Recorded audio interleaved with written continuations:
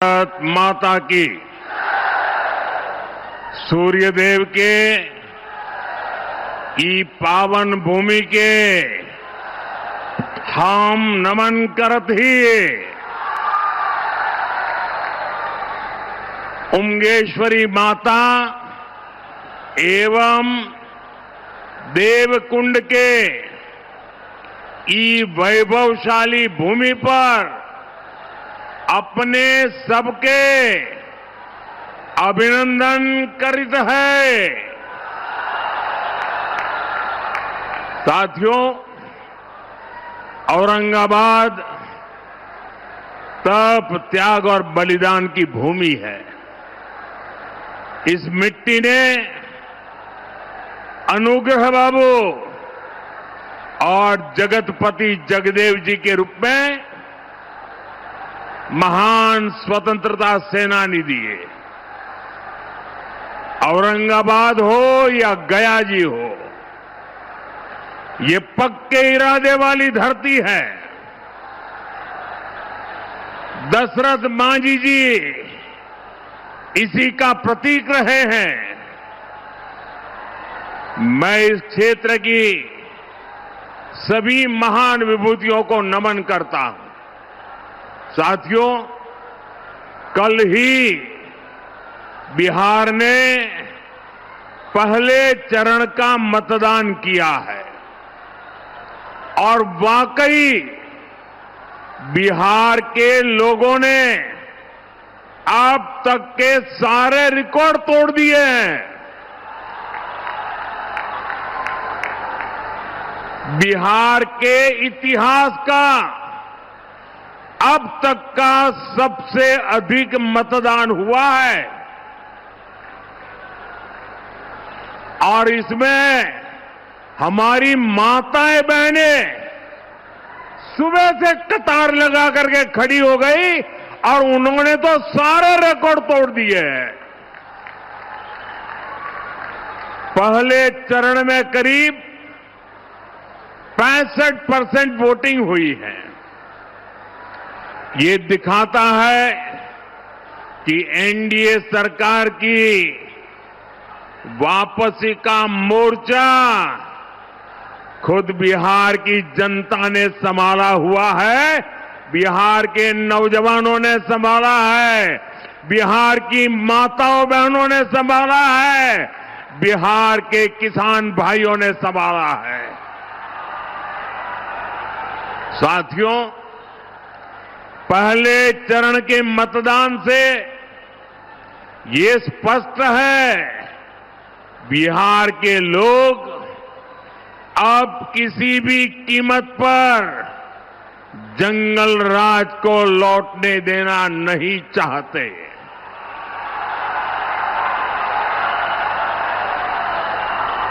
बिहार का नौजवान आरजेडी के झूठे वादों पर नहीं, एनडीए के ईमानदार इरादों पर वोट दे रहा है।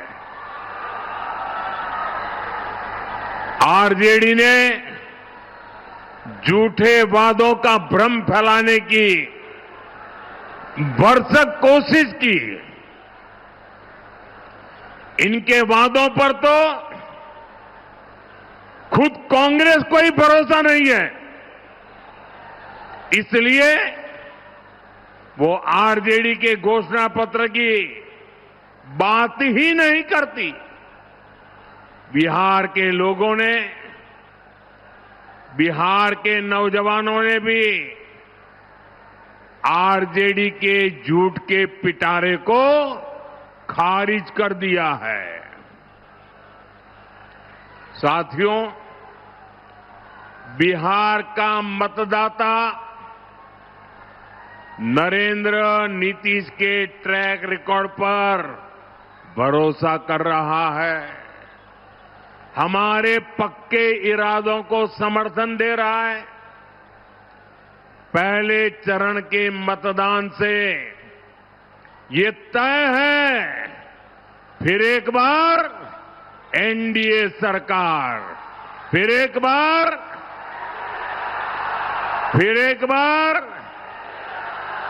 फिर एक बार बिहार में फिर से सुशासन सरकार। साथियों, मुझे बिहार के सामर्थ्य पर भरोसा है। बिहार के पास मां गंगा का आशीर्वाद है। यहां इतनी उपजाऊ भूमि है, यहां इतने परिश्रमी लोग हैं। बिहार को समृद्ध बनाने का संकल्प सच हो सकता है। साथियों, आप याद रखिए, आपने जब यहां नीतीश जी को अवसर दिया तो उनके कार्यकाल के पहले 9 साल दिल्ली में आरजेडी कांग्रेस की सरकार थी। तब इन लोगों ने मिलकर दिल्ली में बैठे बैठे दिन रात एक ही काम किया, बिहार से बदला लेना। और वो लगातार बिहार के विकास में रोड़े अटकाते रहते थे, नीतीश जी को काम नहीं करने देते थे, बिहार का एक काम होने नहीं देते थे। 2014 में जब आपने मुझे सेवा का अवसर दिया, जब पहली बार बिहार में डबल इंजन की सरकार बनी, हमारी डबल इंजन की सरकार ने बिहार के विकास के लिए 3 गुना ज्यादा पैसे दिए। आज बिहार के हर इलाके में सड़कें बन रही हैं, लंबे लंबे पुल बन रहे हैं, रेलवे के ट्रैक बन रहे हैं, नए अस्पताल और नए कॉलेज बन रहे हैं। साथियों, अब एनडीए की डबल इंजन सरकार ने बिहार के उज्जवल भविष्य के लिए नए संकल्प लिए हैं। हमने अपने घोषणा पत्र में बताया है कि इन संकल्पों को सिद्धि का रास्ता क्या है, हम इसको कैसे करेंगे, ये भी बताया है। अपनी घोषणाओं को हम कैसे पूरा करने वाले हैं। साथियों, एनडीए के पास हर क्षेत्र से और उसकी आवश्यकता के अनुसार, वहां के लोगों की जरूरत के हिसाब से अलग अलग योजना है। कहीं फूड प्रोसेसिंग से जुड़े उद्योग पर बल दिया जा रहा है, कहीं टूरिज्म का विकास हो रहा है, कहीं टेक्नोलॉजी से जुड़ी कंपनियों का विस्तार करने जा वाले हैं, वहीं मैन्युफैक्चरिंग से जुड़े उद्योगों को बढ़ावा दिया जा रहा है। यानी जहां जैसा सामर्थ्य है, वहां वैसी ही इंडस्ट्री लगाई जा रही है। जैसे मगध का हमारा एक क्षेत्र है, यहां हजारों एकड़ इलाके में उद्योगों का खाका खींचा गया है। इसके लिए बिजली, सड़क, रेल का नेटवर्क तेजी से बनाया जा रहा है। गया जी में बिहार का सबसे बड़ा इंडस्ट्रियल कॉरिडोर बन रहा है। इसका फायदा इस पूरे क्षेत्र को होगा। साथियों, मोदी और नीतीश जी का ट्रैक रिकॉर्ड सबके सामने है। अब आप याद कीजिए, जब मैं कहता हूं कि मैं ये करने वाला हूं, इसका मतलब मैं उसको करके ही रहता हूं। मैं आपको याद दिलाता हूं, बिहार के मेरे भाई बहन, मोदी ने कहा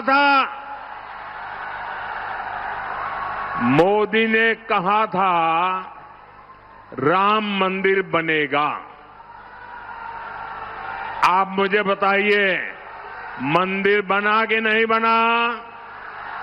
मंदिर बना के नहीं बना, डंके की चोट पर बना के नहीं बना, 500 साल का अधूरा काम पूरा किया कि नहीं किया।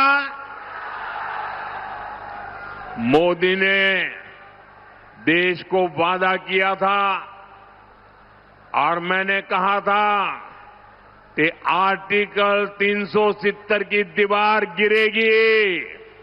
आप मुझे बताइए 370 हटा के नहीं हटा, 370 हटा के नहीं हटा।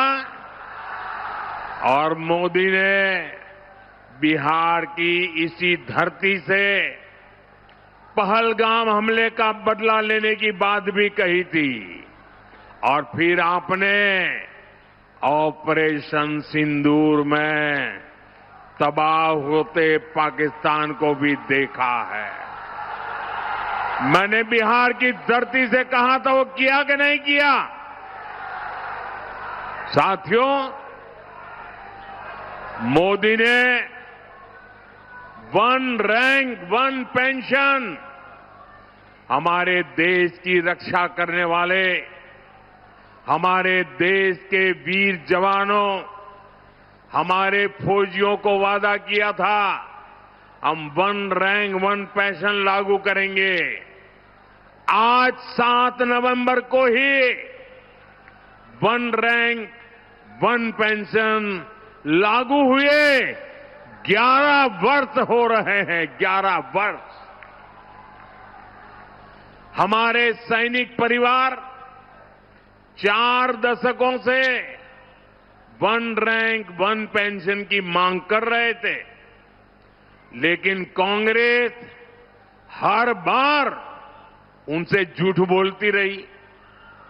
कांग्रेस ने 500 करोड़ रुपए दिखाकर कहा था कि लो ओआरओपी लागू हो गया, और उसके बाद भी उसने पूर्व फौजियों से किया वादा कभी नहीं निभाया।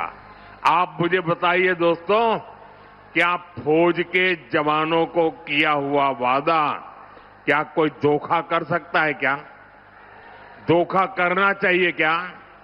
अगर तो ऐसा धोखा करते हैं तो वो कितने निकम्मे लोग हैं, वो आप जानते हैं कि नहीं जानते हैं? मैंने अपने सैनिक भाइयों को one rank one pension OROP लागू करने की गारंटी दी थी। आप मुझे बताइए, ये गारंटी मैंने पूरी की कि नहीं की? ये गारंटी पूरी की या नहीं की? और साथियों, ये ऐसे ही गारंटी पूरी नहीं हुई है। आप जानते हैं, इन 11 सालों में हमारे जो फौजी भाई बहन हैं, जो निवृत्त फौजी भाई बहन हैं, उनके परिवारों को कितना पैसा मिला है आप अंदाज कर सकते हैं? अब तक वन रैंक वन पेंशन को लागू करने के कारण 1 लाख करोड़ कितना कितना कितना ये आरजेडी वालों को 1 लाख करोड़ कैसे लिखना, एक के पीछे कितने बिंदु लगेंगे, वो उनको इतना भी समझ नहीं आएगा। 1 लाख करोड़ रुपया देश के खजाने से फौजियों के खाते में गए हैं। बताइए, कांग्रेस आरजेडी वाले ये लोग 500 करोड़ का झूठ बोल रहे थे। यही इनकी सच्चाई है, यही इनकी राजनीति झूठ पर ही टिकी हुई है।